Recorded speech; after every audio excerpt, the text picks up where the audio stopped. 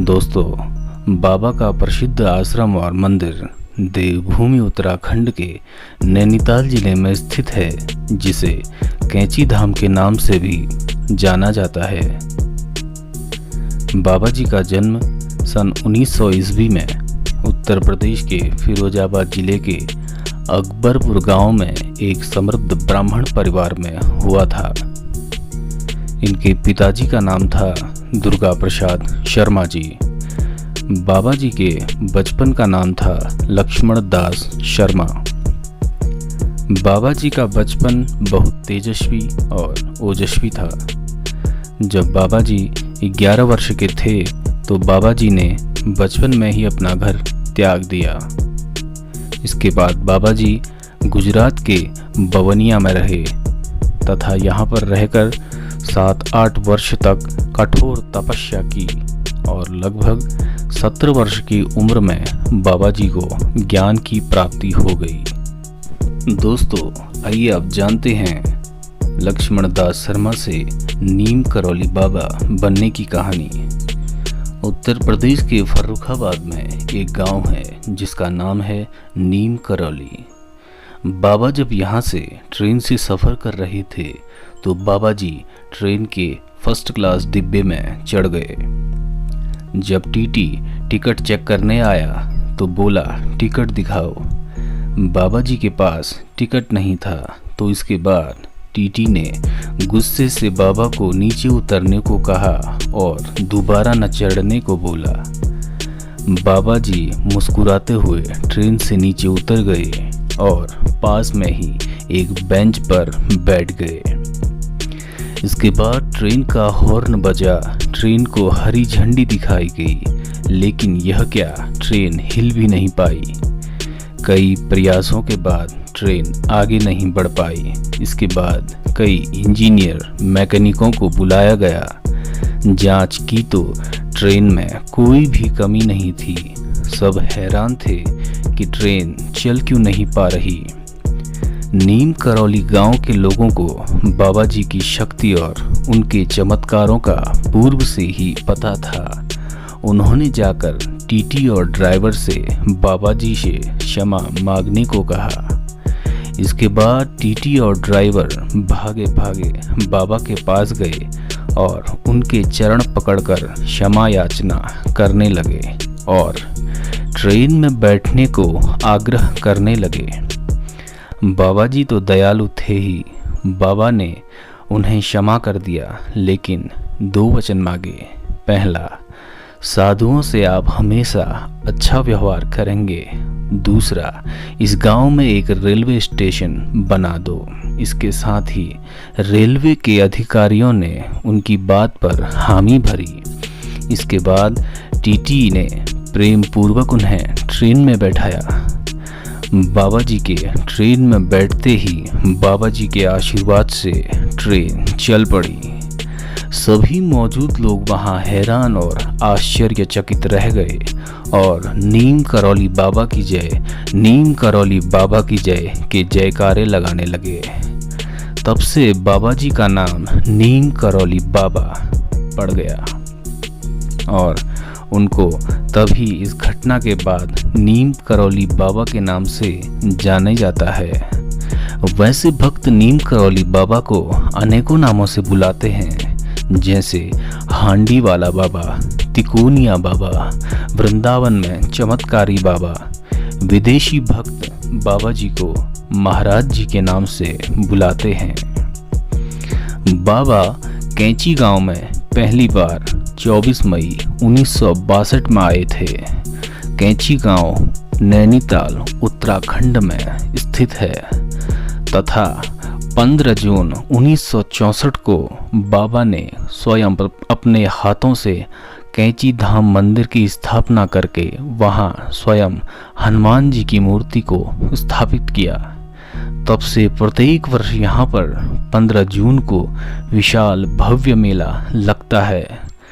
भक्त देश विदेशों से बाबा जी के दर्शन करने तथा अपनी श्रद्धा अर्पित करने यहाँ आते हैं। दोस्तों, अब बात करते हैं बाबा के चमत्कारों से जुड़ी हुई कहानियों के बारे में। एक बार कैंची धाम में 15 जून को आयोजित विशाल भंडारे के दौरान घी कम पड़ गया था। तब बाबा के आदेश पर पास में बहने वाली नदी का पानी कनस्तरों में भरकर लाया गया, जो प्रसाद में डालते ही घी बन गया। ये काफ़ी भक्तों की आंखों देखी हुई घटना है। ऐसे ही अनेकों चमत्कार विदेशी भक्तों के साथ भी बाबा के जीवन काल में हुए हैं। उन्हीं विदेशी भक्तों में एक बहुत बड़ा नाम है रिचर्ड एल्बर्ट का। सन 1966 में रिचर्ड एल्बर्ट यानी रामदास, जो हार्वर्ड यूनिवर्सिटी में केमिस्ट्री के प्रोफेसर थे, वो भारत भ्रमण पर निकले थे और वह घूमते घूमते कैंची धाम आ पहुँचे। उनका मानना था कि अध्यात्म को अगर करीब से जानना है तो ड्रग्स सबसे सही तरीका है। ड्रग्स से ही आध्यात्मिकता के चरम तक पहुंचा जा सकता है। रिचर्ड एल्बर्ट खुद भी ड्रग्स का सेवन करते थे। रिचर्ड एल्बर्ट को गलत साबित करने के लिए बाबा इनके हाथ में जितना भी ड्रग्स था उसे खा गए। काफ़ी समय बीत गया, रिचर्ड देखते रहे, लेकिन इस ड्रग्स का बाबा पर कुछ भी असर नहीं हुआ। कुछ देर बाद बाबा मुस्कुराए और बोले, असली आनंद यह नहीं है, असली आनंद तो भगवान की भक्ति में है। रिचर्ड एल्बर्ट और सभी मौजूद लोग आश्चर्यचकित होकर बाबा नीम करौली महाराज जी को देखने लगे। दूसरी घटना जो रिचर्ड एल्बर्ट के साथ घटी वो इस प्रकार है। रिचर्ड एल्बर्ट आश्रम में एक बार बैठकर तारों को देख रहे थे। तभी बाबा नीम करौली वहां पर आए। उन्होंने कहा, तुम इन तारों में अपनी माँ को देख रहे हो ना, जो कुछ समय पहले ही मर चुकी है और उनकी मौत कैंसर से हुई है। ये बात वहाँ पर किसी को भी पता नहीं थी सिवाय रिचर्ड एल्बर्ट के। ये सुनकर रिचर्ड रो रो कर बाबा के चरणों पर गिर पड़े।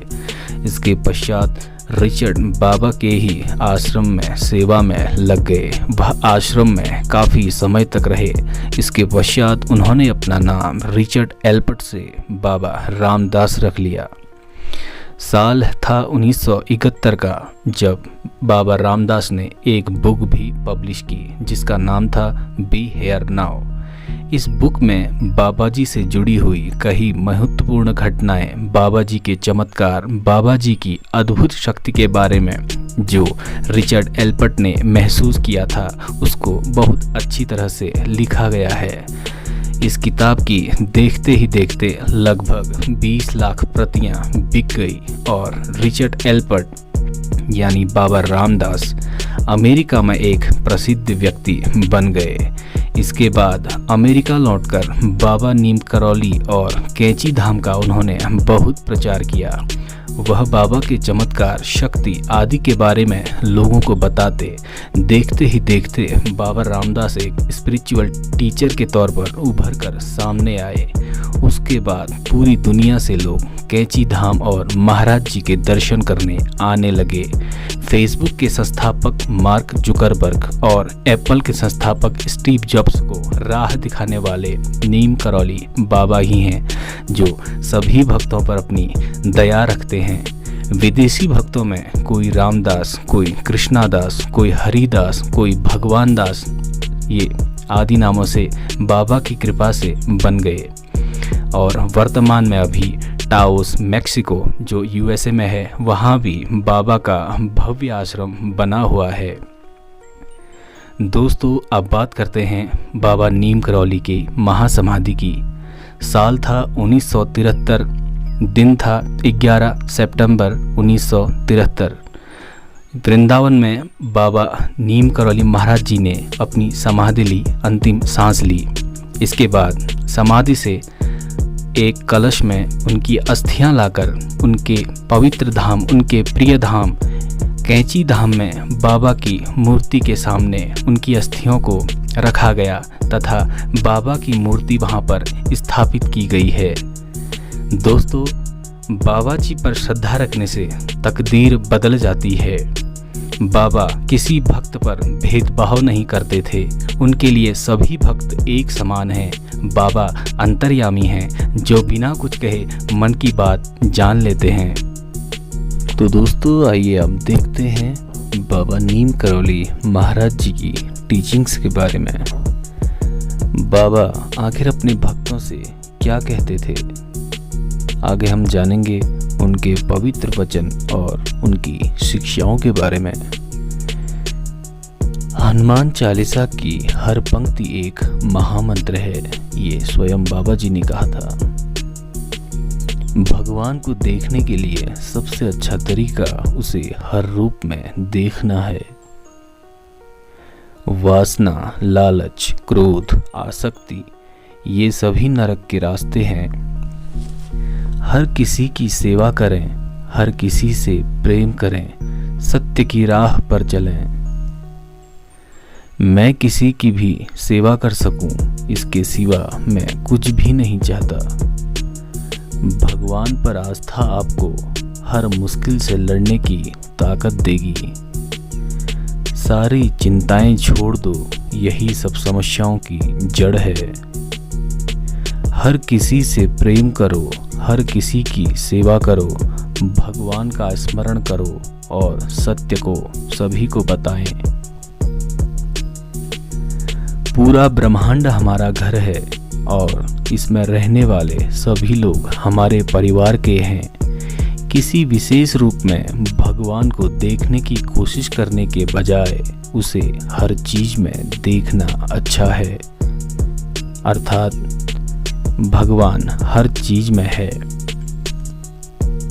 भगवान को ध्यान में रखना ही वास्तव में सबसे बड़ी सेवा है। हर समय आपके मस्तिष्क में भगवान की छवि होनी चाहिए। पैसा हमेशा दूसरे की मदद के लिए इस्तेमाल किया जाना चाहिए। मैं कुछ नहीं चाहता सिवाय इसके कि मैं किसी की सेवा कर सकूं। ईश्वर के प्रेम को छोड़कर सब कुछ अस्थायी है। आपको अपने गुरु से मिलने के लिए कहीं जाने की जरूरत नहीं है, वह आपके अंदर ही है, कहीं बाहर नहीं। यह दुनिया एक छलावा है, फिर भी आप चिंतित हैं। जब आप उदास होते हैं, दर्द में होते हैं या बीमार में होते हैं या आप किसी के अंतिम संस्कार में गए हुए होते हैं, तो आप वास्तव में जीवन की कई सच्चाइयाँ सीखते हैं। आप 100 साल तक योजना तो बना सकते हैं, लेकिन आप नहीं जानते कि अगले पल क्या होगा। सभी सांसारिक चीज़ों से मन को साफ करें। यदि आप अपने मन को नियंत्रित नहीं कर सकते, तो आप भगवान को कैसे महसूस करेंगे। तो दोस्तों